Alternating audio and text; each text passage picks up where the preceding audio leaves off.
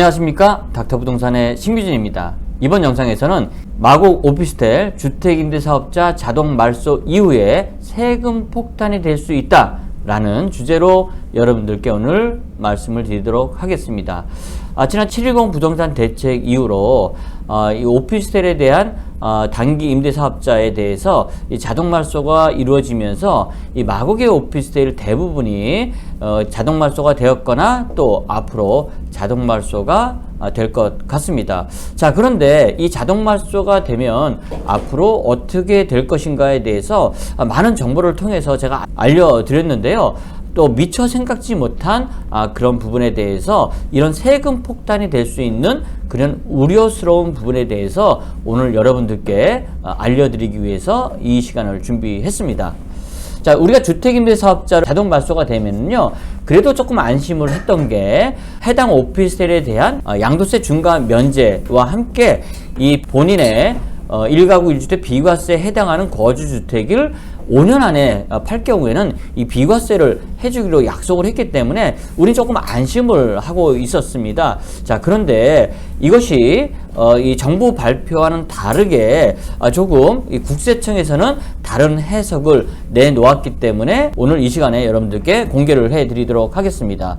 자, 우선 정부에서 발표한 내용을 보면은요, 이렇게 민간임대주택에 관한 특별법 개정에 따른 임대주택 세제지원 보완 조치가 정부에서 발표가 되었죠. 그래서 양도소득세의 경우에 의무임대기간 미충족 시에도 임대주택에 대한 양도세를 중과 배제하겠다라고 약속을 했었습니다. 그리고 두 번째는 의무임대기간 미충족 시에도 거주주택에 대한 1세대 1주택 비과세를 적용하겠다, 이렇게 발표를 했습니다. 그래서 많은 대다수의 우리 주택임대사업자를 등록하셨다가 말소가 되시는 분들이 그나마도 이제 안심을 하고 계셨던 상황입니다. 자, 이런 상황들이 왜 그랬냐면요, 그동안 이 주택임대사업자를 4년 동안 끌고 오면서 처음에는 이렇게 될지 모르고 처음에 좋은 마음으로 좀 저렴하게 이렇게 임대를 주셨던 분들이 계속적으로 다른 사람에 비해서 시세에 못 미치는 그러한 임대료로 계속적으로 임대를 해왔던 것입니다.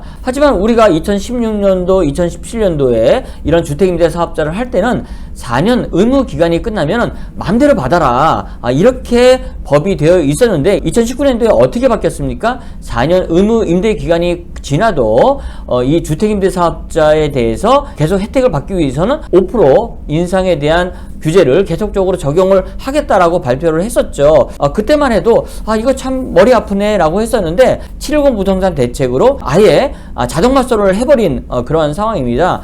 이 개중에는 자동말소를 안 하고 계속적으로 하실 분도 계셨었는데요, 혜택이란 혜택은 다 없애버리고 또 그나마도 이렇게 임대주택에 관한 특별법 개정 조치에 따른 세제 지원 보완 조치 내용에도 불구하고 이제 국세청에서는 계속적으로 5% 인상을 지키지 않을 경우에는 이러한 보완 조치조차 해주지 않겠다라는 것이 국세청의 기본적인 입장이다라고 제가 확인을 했습니다. 그렇기 때문에 오늘 여러분들께 알려드리는데요, 내용을 보시면 조건 자체가 의무 임대 기간 동안의 의무사항을 아까 이제 말씀드렸던 그러한 비과세 혜택이라든가 또 중과세 면제를 받기 위해서는 의무 임대 기간 동안의 의무사항만 잘 이행했으면 되는 것이 아니라 플러스 알파 자동말소 이후에도 계속적으로 5%를 지켜야 된다라고 국세청에서는 이야기를 하는 것입니다. 자, 내용을 보면은요, 제가 자꾸만 그런 것들이 조금 의심스러워서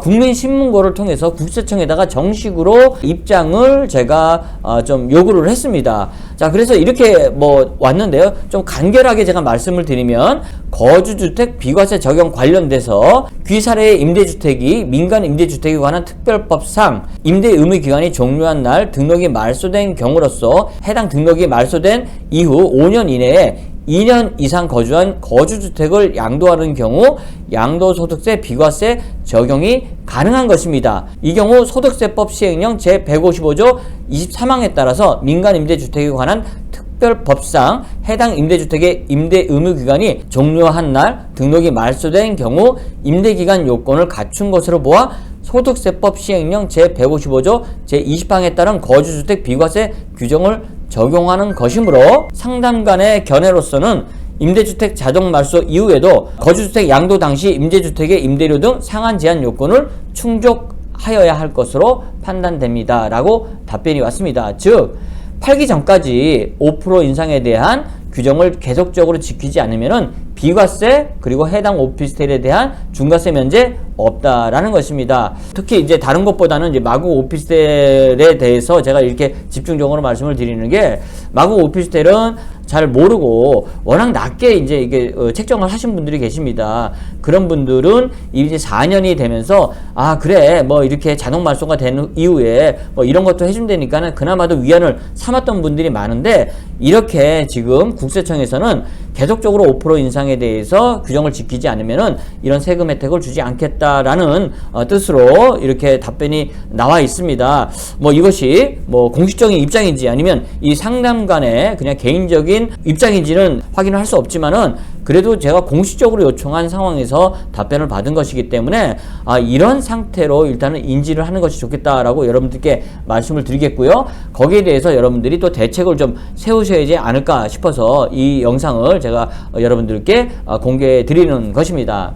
이렇게 제가 열심히 지금 여러 가지 정보를 통해서 여러분들께 피해가지 않도록 여러 가지 이 주택임대사업자, 그러니까 오피스텔에 대한 주택임대사업자에 대한 이 자동 말소 이후에 여러 가지 정보들을 여러분들께 제공을 해드리고 있습니다. 저에게 좀 힘을 주시면 더 많은 정보와 정확한 정보를 좀 알려드릴 것 같은데요. 여러분들 좋아요와 구독이 저에게 힘을 주기 때문에 여러분들 많은 좋아요와 구독 부탁드리고요. 또 여러분들이 또 필요하신 내용이 있으시면 연락 주시고요. 또 팔고 싶은 그런 매물이 있으면은 연락을 주시면 제가 평가 후에 이 시간을 통해서 많은 분들께 광고도 해드릴 예정이고요. 또 제가 마곡에서 현재 현업으로 공인중개사 사무실을 지금 하고 있기 때문에 마곡에서 부동산을 찾으실 때는 언제든지 저희 닥터마곡 럭스나인 부동산 찾아주시면 좋은 물건으로 보답해 드릴 것을 약속드리면서 오늘은 이만 마치도록 하겠습니다. 감사합니다.